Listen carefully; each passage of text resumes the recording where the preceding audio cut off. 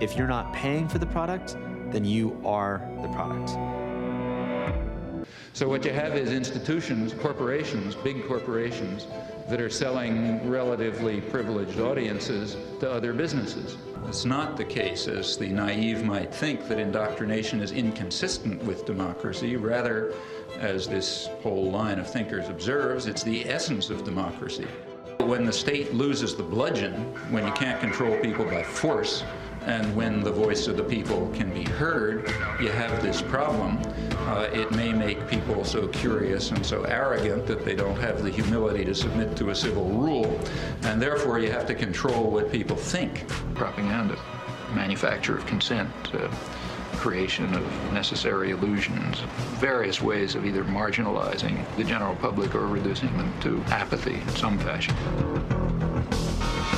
O que você está dizendo aí é algo diferente de a mídia é relativamente de direita, com algumas exceções, porque ela pertence a grandes corporações, que é um truísmo bem conhecido. Well, I would call the press relatively liberal. Here I agree with the right-wing critics. But what's not recognized is that the role of the liberal intellectual establishment is to set very sharp bounds on how far you can go. This far and no further. Ainda parece a mim que onde quer que você olhe, você vê disjunções, aberturas. Within a spectrum so narrow, what you have now is a difference between sort of moderate Republicans and extreme Republicans.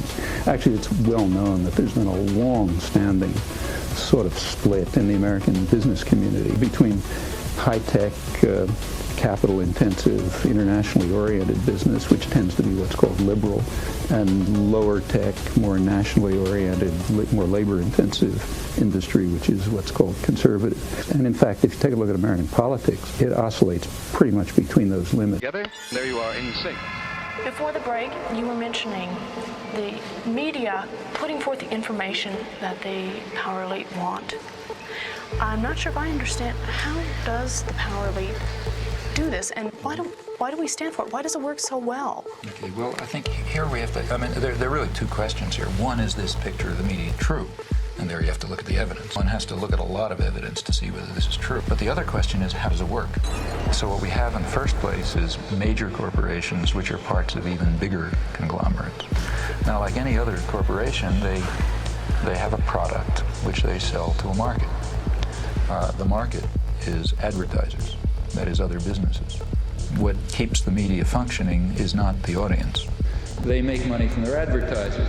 And remember, we're talking about the elite media, so they're trying to sell a good product, a product which raises advertising rates. And ask your friends in the advertising industry, that means that they want to adjust their audience to the more elite and affluent audience. That raises advertising rates. Well, what point of view would you expect? I had opened Pandora's box to a standing ovation.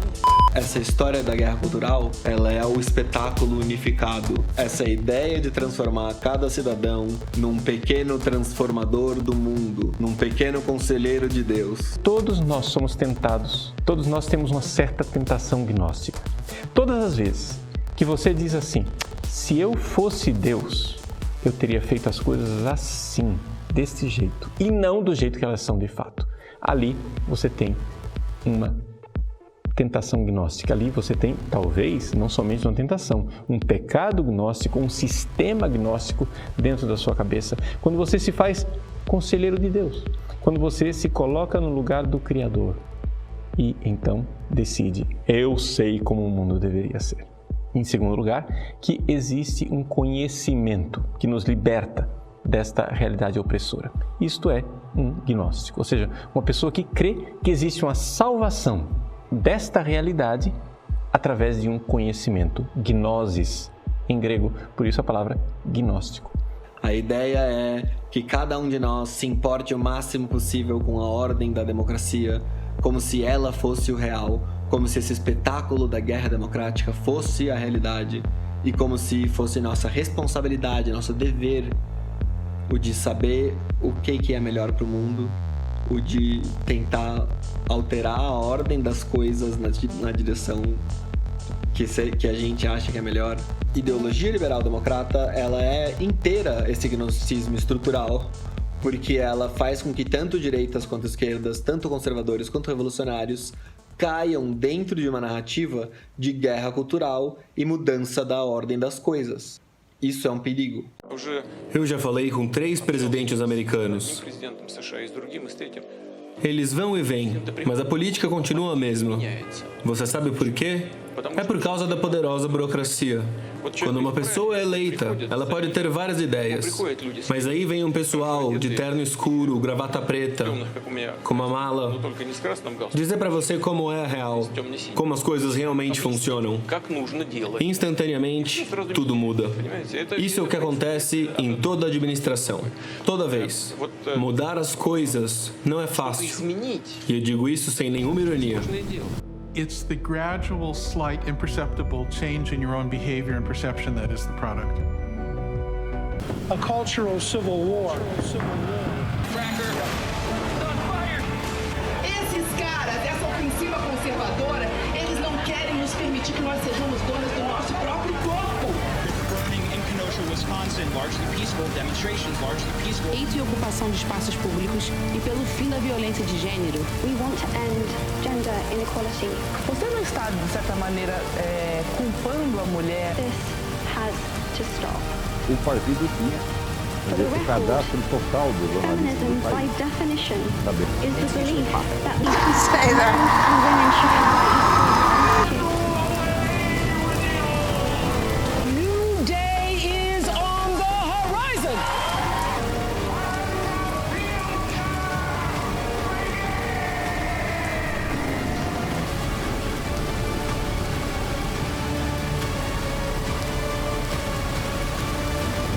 Oh my God, we've just ruined society. We're the product. Our attention is the product being sold to advertisers. A democracia é um teatro fingido com a ajuda dos atores que participam de todo esse processo. Isso funciona como uma máquina de propaganda. No modelo de Chomsky, foram separados 5 filtros para explicar como a gente é censurado pela mídia sem que ninguém precise deliberadamente censurar você. O primeiro tem a ver com quem é dono do quê. A maior parte dos grandes veículos de mídia são grandes corporações. Elas próprias frequentemente fazem parte de empresas e conglomerados maiores ainda. E o interesse desses conglomerados é o que acaba prevalecendo. O objetivo deles sendo, evidentemente, o lucro. We now have markets that trade in human futures. O segundo filtro exibe o verdadeiro propósito da propaganda. A mídia custa muito mais do que os consumidores vão pagar. Então quem preenche o que está faltando? Os anunciantes. E pelo que os anunciantes estão pagando? Audiências. Então não é tanto que a mídia está te vendendo um produto, é que ao mesmo tempo eles estão vendendo para os anunciantes um outro produto, você.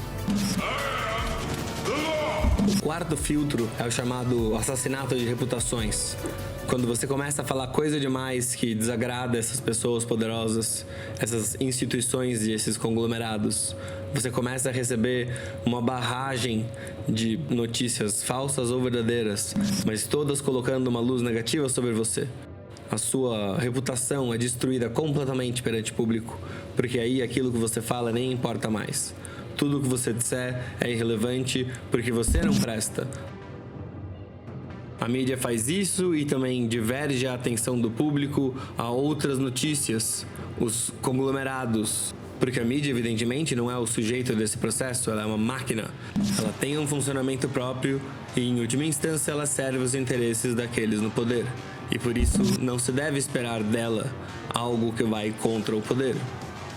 Não se deve esperar rebeldia e revolução real da mídia. Da grande mídia, pelo menos. O quinto filtro é o inimigo em comum. Aquele contra o qual todos terão que lutar, para onde todos vão mirar e voltar a sua atenção. Isso serve também para desviar a atenção de todo mundo e, ao mesmo tempo, une todos numa mesma missão, determinada, evidentemente, pelo consenso fabricado pela mídia. 5 filtros, uma teoria. O seu consentimento está sendo fabricado. A mídia da liberal democracia não é livre. E essa máquina de fabricação de consenso atua o tempo todo à sua volta, sem você perceber. Chairman, this is an attempt at intellectual intimidation. These are the ways of the bully. Professor Chomsky uses the oldest debating trick on record. He erects a man of straw and proceeds to hack away at him. Professor Chomsky calls this the manufacture of consent. I call it the creation of consensus. In Holland we call it draagvlak, which means foundation. Professor Chomsky thinks it is deceitful, but it is not. In a representative democracy, it means winning people for one's point of view. So what we have in the first place is major corporations which are parts of even bigger conglomerates. Now, like any other corporation, they have a product which they sell to a market. The market is advertisers, that is other businesses. What keeps the media functioning is not the audience. They make money from their advertisers. And remember, we're talking about the elite media, so they're trying to sell a good product, a product which raises advertising rates. And ask your friends in the advertising industry, that means that they want to adjust their audience to the more elite and affluent audience. That raises advertising rates. Well, what point of view would you expect to come out of this? Papo de biologia, eu acho que a gente está no século errado para discutir sobre isso. If people try to enter the system who don't have that point of view, they're likely to be excluded somewhere along the way. After all, no institution is going to happily design a mechanism to self-destruct. What you see here now is the advertising and composition department. Say hello, guys, will you? Hi. Hi there. So they all work to exclude or marginalize or eliminate dissenting voices or alternative perspectives and so on because they're dysfunctional.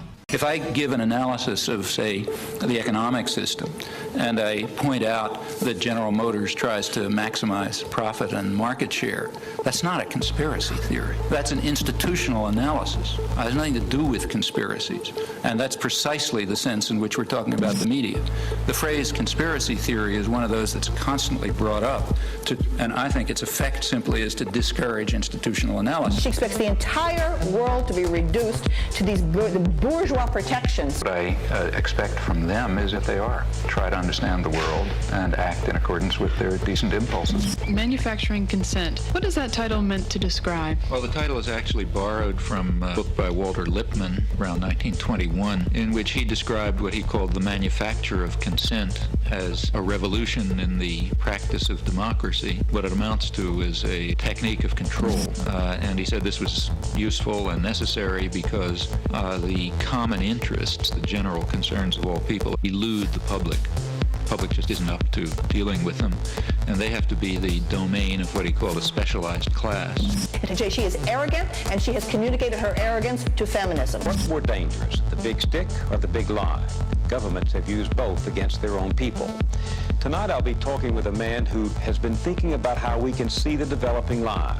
He says that propaganda is to democracy what violence is to a dictatorship, but he hasn't lost faith in the power of common people to speak up for the truth. You have said that we live entangled in webs of endless deceit, that we live in a highly indoctrinated society where elementary truths are easily buried. Elementary truths such as the fact that we invaded South Vietnam, or the fact that we're standing in the way of significant, and have for years, of significant moves towards arms negotiations. The fact that the military system is to a substantial extent, not totally, but to a substantial extent, a mechanism by which the general population is compelled to provide a subsidy to high technology industry. Since they're not going to do it if you ask them to, you have to deceive them into doing it. I think there are many truths like that, and we don't face them. Do you believe in common sense? I mean, you do believe in Cartesian common sense. I think people have the capacities to see through the deceit in which they're ensnared, but they got to make the effort. If you're in favor of freedom of speech, that means you're in favor of freedom of speech precisely for views you despise. Otherwise, you're not in favor of freedom of speech. There's two positions you can have on freedom of speech, and you can decide which position you want. With regard to my defense of the utterly offensive, the people who express utterly offensive views, I have the slightest doubt that every commissar says, you're defending that person's views. No, I'm not. I'm defending his right to express them. What's the ratio of news to advertising? 60% ads. This might seem big, but it is average, in fact, below average. Now, there are other media, too, whose basic social role is quite different. It's diversion. There's the real mass media, the kinds that are aimed at, the guys who Joe Sixpack, that kind. The purpose of those media is just to dull people's brains. Take, say, sports. That's another crucial example of the indoctrination system, in my view. For one thing, because it offers people something to pay attention to. I suddenly asked myself at one point, why do I care if my high school team wins the football game? I mean, I don't know anybody on the team, It doesn't make any sense, But the point is, it does make sense. It's a way of building up irrational attitudes of submission to authority and, group cohesion behind, leadership elements. In fact, it's training in irrational jingoism. We can, to start with, there are two different groups. We can get into more detail, but at the first level of approximation, there's two targets for propaganda. One is what's sometimes called the political class. They play some kind of role in decision-making. They're supposed to sort of participate in social life, either as managers or cultural managers, like, say, teachers and writers and so on. They're supposed to vote. They're supposed to play some role in the way economic and political and cultural life goes on. Now, their consent is crucial. It's one group that has to be deeply indoctrinated. Then there's maybe 80% of the population whose main function is to follow orders and not to think, and not to pay attention to anything. And they're the ones who usually pay the costs. The point is that you have to work. And that's why the propaganda system is so successful. Very few people are going to have the time or the energy or the commitment to carry out the constant battle that's required to get outside of, McNeil Lehrer or Dan Rather or somebody like that. The easy thing to do, you come home from work, you're tired, you had a busy day, not going to spend the evening carrying out a research project. So you turn on the tube, you say it's probably right, or you look at the headlines in the paper and then you watch the sports or something. And that's basically the way the system of indoctrination works. Você votou e fortaleceu a democracia. O espetáculo da guerra cultural, então, é o que é preciso para animar e energizar as forças da população para se importar o suficiente, porque todo mundo sabe que é palhaçada, que é um negócio que é dos ricos para os ricos, e a nossa capacidade de pedir alguma, prestação de conta dos caras é o que? No máximo pedir para prender alguém? Isso não resolve nada. Tem um espetáculo da prisão do cara e fica lá, nada muda. E depois vai ter outro novo espetáculo e fica de um atrás do outro, mantendo todo mundo se importando o suficiente com a briga dos votos, com a guerrinha da democracia, com quem candidato é qual e quem que você tem que votar e qual PL vai passar e qual não vai. É a ilusão mínima. Esse é o Estado liberal. A lógica da sociedade do espetáculo é a lógica do Estado neoliberal, da ilusão mínima, mas que ao mesmo tempo serve de estrutura, de framework para todo o resto que acontece. O espetáculo é o capital em tal grau de acumulação que se torna imagem. A Sociedade do Espetáculo foi lançada em novembro de 1967.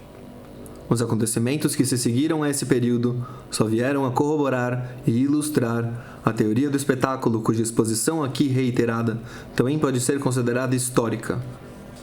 Ela é testemunha da posição extrema surgida durante as discussões de 1968 e, portanto, daquilo que era possível saber nessa época. Em 1988, em seus comentários sobre a Sociedade do Espetáculo, o autor fala da divisão mundial das tarefas espetaculares. Posteriormente, ele passa a falar de uma prática unificada do espetáculo integrado, que transformou economicamente o mundo, ao mesmo tempo em que transformou policialmente a percepção. Se o mundo pode proclamar-se, por fim, unificado, é porque essa fusão já se realizara na realidade econômico-política do mundo. Foi também porque a situação a qual universalmente chegou o poder separado era tão grande, tão grave, que esse mundo sentiu a necessidade de se unificar rapidamente, de participar como um bloco único da mesma organização consensual do mercado mundial falsificado e garantido pelo espetáculo. E, afinal, ele não se unificou. A burocracia totalitária, classe dominante substituta da economia mercantil, jamais havia acreditado de fato em seu destino. Sabia que não passava de uma forma subdesenvolvida de classe dominante e queria ser mais do que isso. Há muito tempo, a tese 58 havia estabelecido o seguinte axioma: a raiz do espetáculo está no terreno da economia, que se tornou abundante, e daí vêm os frutos que tendem, afinal, a dominar o mercado espetacular. Essa vontade de modernização e de unificação do espetáculo, ligada a todos os outros aspectos da simplificação da sociedade, levou em 1989 a burocracia russa a converter-se de repente como um só homem à presente ideologia da democracia, isto é, a liberdade ditatorial do mercado, temperada pelo reconhecimento dos direitos do homem espectador. No Ocidente, ninguém examinou por um instante o significado e as consequências de tão extraordinário acontecimento do domínio da mídia. Foi a prova do progresso da técnica espetacular. Registrou-se apenas a aparência de uma espécie de abalo geológico. Situado no tempo, o fenômeno foi considerado como compreendido. Em toda parte será formulada a mesma pergunta apavorante, a que preocupa o mundo há 2 séculos. Como fazer para que os pobres trabalhem quando a ilusão é desenganada e a força se desagrega? A tese 111, ao reconhecer os primeiros sintomas do declínio russo, cuja explosão assistimos, e ao prever o próximo desaparecimento de uma sociedade mundial, como se pode dizer agora, será apagada da memória do computador, propunha um juiz estratégico, de forma que cada vez mais evidente. A decomposição mundial da aliança com a mistificação burocrática é, em última análise, o fator mais desfavorável ao desenvolvimento atual da sociedade capitalista. Sem dúvida, o nosso tempo prefere a imagem à coisa, a cópia ao original, a representação à realidade. Ele considera que a ilusão é sagrada, a verdade é profana. O cúmulo da ilusão fica sendo para ele o cúmulo do sagrado.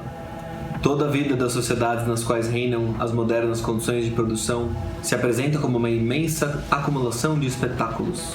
Tudo que era vivido diretamente tornou-se uma representação. O espetáculo se apresenta ao mesmo tempo como a própria sociedade, como parte da sociedade e como instrumento de unificação. O espetáculo não é um conjunto de imagens, mas uma relação social entre pessoas mediada por imagens. Considerado em sua totalidade, o espetáculo é ao mesmo tempo o resultado e o projeto do modo de produção existente. Não é um suplemento do mundo real, uma decoração que lhes é acrescentada. É o âmago do realismo da sociedade real. O caráter fundamentalmente tautológico do espetáculo decorre do simples fato de seus meios serem ao mesmo tempo seu fim. É o sol que nunca se põe no império da passividade moderna. Recobre toda a superfície do mundo e está indefinidamente impregnado de sua própria glória. A crítica que atinge a verdade do espetáculo o descobre como a negação visível da vida, como a negação da vida que se tornou visível. O espetáculo não deseja nada que não seja ele mesmo. O espetáculo é a principal produção da sociedade atual. O espetáculo é o sonho mau da sociedade moderna, aprisionada, que só expressa, afinal, o seu desejo de dormir. O espetáculo é o guarda desse sono. O espetáculo reúne o separado, mas o reúne como separado. Essa é a tese 29, essencial. O espetáculo na sociedade corresponde a uma fabricação concreta da alienação. O espetáculo é o capital em tal grau de acumulação que se torna imagem. Conversaremos sobre esse documentário sobre dúvidas que os membros tiverem em lives privadas exclusivas só para eles. Seja como for, se o cliente é o anunciante e a audiência ela é o produto, o que os programas de televisão em geral, na hora de decidir o que eles vão pôr, vão ter como viés é tentar fazer da melhor forma possível com que o público deles seja mais rico, mais mimado, mais consumista. Tudo isso que vai bastante de acordo com estereótipos femininos. Estereótipos femininos que foram, de alguma forma, deliberadamente encarnados em propagandas. E faz sentido, porque se você quer selecionar um público e você sabe que vai ter mais grana, que você sabe que vai comprar mais, é um belo de um marcador o público que adere a essas narrativas. Na verdade, quanto mais sem sentido, melhor. Porque se for uma narrativa que faz muito sentido, não vai selecionar direito. Pode ser qualquer pessoa pode concordar porque ela é razoável. Mas se for uma narrativa absurda, que só uma menina muito protegidinha adotaria, aí é um bom marcador de que ela é rica. Então, muito do que se passa por ideologia e doutrinação na TV é outro tipo de doutrinação, na verdade. É a doutrinação liberal-democrata normal, que é a de transformar as meninas, ou a classe dominante em geral, em arautos. Eu não me lembro das palavras exatas do Althusser no texto dele sobre isso. Mas o Althusser fala sobre como há uma diferença grande entre a doutrinação que se faz para a classe dominante e para a classe dominada. Elas fazem parte de uma mesma doutrinação. A classe dominada, ela aprende que a classe dominante tem um monte de palavras complicadas aí que não fazem o menor sentido lógico e que não importa a lógica dele como plebeu, ele será vencido. Os ricos e os advogados deles vão vir lá e vão lacrar pra cima dele. Então é melhor ele ficar quieto e se comportar e trabalhar e não arrumar confusão. Que é por causa de um viés da mídia ter como cliente o anunciante e não o espectador, que ele vai enviesando a audiência dele de uma forma que parece estranha e ideológica num sentido diferente, mas que parece que ele tá fazendo de propósito para transformar as pessoas naquela coisa. Só que não, ele tá falando aquelas coisas porque são as coisas que atraem e que juntam esse público mais rico e mais comprador e mais mimado e menos capaz de discernir, talvez, entre o que deveria comprar e o que não deveria comprar, mais submisso, porque ele fala também dessa doutrinação da submissão à autoridade. É um público bem específico que quer ser selecionado. E todos os programas mais elite querem achar justamente este público aí, porque ele é quem gasta, ele é o target gastador. Creio ter então esclarecido um pouco porque esse viés total feminino na mídia tem a ver com também quem toma a decisão final de compra. Eu trouxe já em outro vídeo o livro Por que Elas Compram, e lá a autora apresenta os dados de que não só as mulheres compram as coisas delas, mas com o dinheiro do marido elas compram as coisas da casa, elas compram as coisas das crianças, elas compram as coisas até do marido. Então se você faz propaganda para homem, você vai estar ferrado, porque ele nem veio propaganda. Ele vai dar o dinheiro na mão da mulher, a mulher vai escolher, porque ele não se importa, porque não faz parte da divisão da tarefa. Ou porque a mulher se importa e quer escolher, ou porque ele não se importa e deixa a mulher escolher. Seja como for, na prática, a estatística final é que sabe-se, segundo essas pesquisas, que quem escolhe é a mulher. Então a propaganda toda tem que ser voltada para a mulher, do jeito que ela quer, mesmo quando é produto de homem, porque é ela que vai decidir qual vai comprar. Sabe essa propaganda da Gillette? Talvez os caras tenham feito a pesquisa lá e descoberto que quem vai até a farmácia comprar a Gillette que o homem precisa não é o cara, é a mulher. E daí ela que vai decidir. E ela que vai cismar. E o cara dificilmente vai cismar com a marca, com aquela marca. Ele quer que seja um produto de boa qualidade. Só precisa ter um concorrente. E acabou. Segundo ponto, ideologia liberal-democrata. Como assim ideologia liberal-democrata?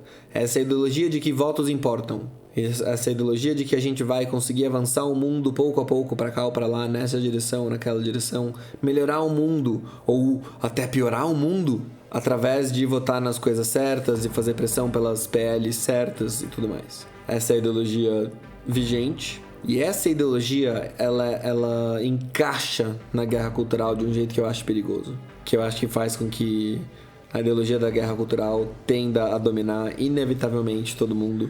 E é por isso que eu vi vídeos de gente questionando a narrativa de que existe uma guerra cultural, tirando sarro, sabe? Que esse papo aí de guerra cultural, não tem nada de guerra cultural. Só que é gente que fica falando morte aos patriarcado e não sei o quê, morte às instituições tradicionais, morte a tudo que... Sabe assim, peraí. Vocês estão claramente declarando guerra a um monte de coisa, É natural que pessoas que gostam daquelas coisas sintam que estão numa guerra contra vocês que estão tentando destruir aquelas coisas. Isso daí é a parte que eu acho mais elementar, que não pode ser deixada de fora, não pode ser deixada de lado em toda a crítica que se faz à guerra cultural. Eu tentei fazer ela no começo ali, acho que eu fiz, mas só para reiterar no final e garantir que fique bem claro. Sem usar os termos guerra cultural, fizeram guerra cultural, incitaram guerra cultural dos outros, claríssimo isso daí. Até o ponto em que virou mesmo uma guerra cultural. E daí, a essa altura, ninguém mais precisa acreditar que existe uma guerra cultural. É só você acreditar que o outro, o seu inimigo, acredita na guerra cultural. A famosa história da galinha. O cara que acha que é uma minhoca ou sei lá o que a galinha come. O cara acha que ele é isso, daí ele tem medo de galinha. Aí ele vai na psiquiatra por um tempo e cura. Ele acha que ele não é mais uma minhoca. Ele finalmente aprende que ele é um humano. E daí, não precisa mais ter medo de galinha, né? Só que daí ele continua fugindo das galinhas. Aí o médico fala, que isso? Mas você não aprendeu que você não é mais uma minhoca? Ele eu entendi, eu entendo. Mas a galinha entendeu? Então essa é a questão. Tanto o esquerdista quanto o direitista hoje pode temer a guerra cultural, mesmo que ele não acredite que existe uma guerra cultural, porque ele pode pensar assim, eu não acredito nela, mas e se o outro cara acreditar? Daí ele vai me atacar à toa. Então eu preciso agir como se a guerra cultural fosse real. Então é uma ilusão real. É uma ilusão que se torna real pelo fato de que todo mundo começa a ter que agir cada vez mais de acordo com como se ela fosse real, pelo fato de que se o outro cara acredita que ela é real, na prática ela funciona como real. Quanto mais gente adere, mais gente tem que aderir. Uma ilusão que funciona, quer se acredite ou não nela. E esse ponto do gnosticismo estrutural, de como que essa ideologia da liberal democracia, que é a ideologia da guerra cultural, é o que o padre Paulo Ricardo e outros chamam de monetização do escatom, ou gnosticismo. A ideia de transformar as coisas de uma vez, transformar a ordem das coisas. Porque a narrativa da guerra cultural, ela de um dos lados, ela frequentemente atribui ao outro lado uma transformação de que o mundo está invertido. Por culpa da ideologia do inimigo, o mundo está inteiro invertido. Nós precisamos salvar o mundo dessa inversão. Essa é, em última instância, a ideologia da guerra cultural. Nossos inimigos fizeram o mundo ficar ao contrário, nós temos que inverter. Isso é perigoso. Isso é o tipo de coisa que é pensamento evolucionário, que é pensamento gnóstico, que é pensamento... No gnosticismo no sentido amplo e secular da coisa mesmo. Não é pra acusar ninguém de gnóstico e pagar de superior nem nada. Eu já falei várias vezes como não sou nenhum estudioso de teologia nem nada disso. É só pelo que eu vi no padre Paulo Ricardo mesmo que o conceito cabe. Você pode até refutar, mas o conceito do padre Paulo é imperfeito. Não importa. Do jeito que ele usou o conceito ali, que eu botei no vídeo, alguém que acredita que através do conhecimento ele será libertado, ele trará a transformação no mundo. Isso é o típico tecnocrata liberal democrata que acha que vai transformar a ordem das coisas e trazer a desigualdade ao fim, uma desigualdade que existiu por milênios desde que existe o mundo, com um conhecimento especial que ele adquiriu na faculdade e estudando. Você não percebe a relação entre essas coisas? Me parece evidente, não me parece nenhum exagero colocar uma narrativa religiosa aí, mesmo que eu não tenha dado um uso religioso para ela. Obrigado por assistir até o fim. Já que você chegou até aqui, por favor considere, por apenas R$ 7,99, fazer parte do Exército Platínio. Além de me ajudar financeiramente e permitir que continue fazendo meu trabalho, você também ganha acesso aos grupos de conversa no WhatsApp e no Telegram com os outros doadores, incluindo os doadores de outras plataformas, que através desses chats estão unificados na grande comunidade platínia, o Grande Exército. Temos 3 patentes, por R$ 7,99 você garante o acesso a todo o conteúdo praticamente. De vez em quando eu lanço alguma coisa antes da hora, por exemplo, esse vídeo aqui foi lançado numa versão beta antes da hora, só para os generais. De qualquer forma, muito obrigado por assistir.